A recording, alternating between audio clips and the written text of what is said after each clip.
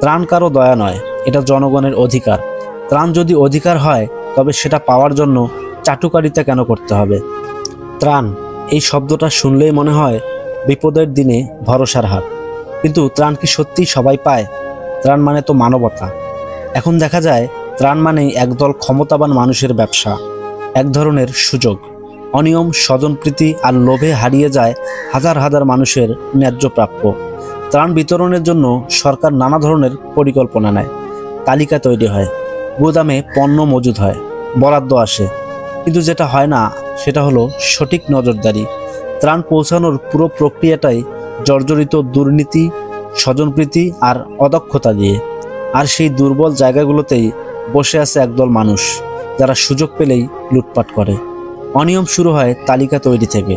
ত্রাণ বিতরণের সময় দেখা যায় অনেকেই লাইনে দাঁড়িয়ে থেকেও কিছুই পায় না, কারণ বিতরণে থাকে দলীয় পক্ষপাত আর চেনা জানার অগ্রাধিকার।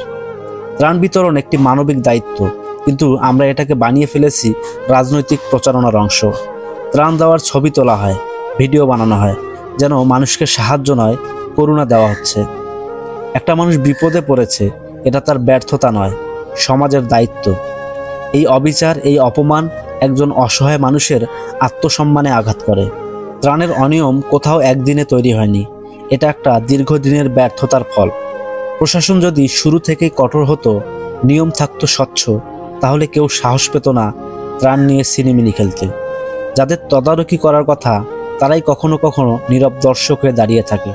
তাদের অনেকেই জানে কোথায় অনিয়ম হচ্ছে, কিন্তু কিছু বলে না, কারণ একটাই, ক্ষমতার ভয়, রাজনৈতিক চাপ কিংবা সুবিধার হিসাব।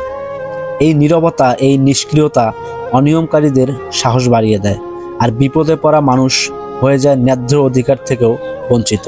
ত্রাণ কারো দয়া নয়, এটা জনগণের অধিকার। কোনো নাগরিক দুর্যোগে পড়লে রাষ্ট্র তাকে সহায়তা করবে, এই প্রতিশ্রুতি নিয়েই আমরা একটা সমাজ গড়েছি।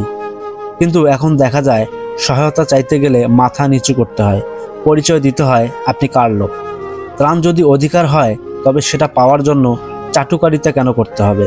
আমরা যারা এই অনিয়ম দেখি, জানি, আবার চুপ থাকি, আমরাও দায় এড়াতে পারি না। আমাদের দরকার জবাবদিহিমূলক ব্যবস্থা, গণমাধ্যমের স্বাধীন নজরদারি, জনতার প্রতিবাদ এবং স্বচ্ছ প্রযুক্তিগত সমাধান। মানুষ দুর্যোগে পড়ে, আর কিছু লোক সেই ভেসে যাওয়া চোখের পানি দিয়ে নিজের পকেট ভরে। বিপদের সময় মানুষের মুখের খাবার কেড়ে নিয়ে যারা বড়লোক হয়, তারা কখনো মানুষ নয়, অমানুষ।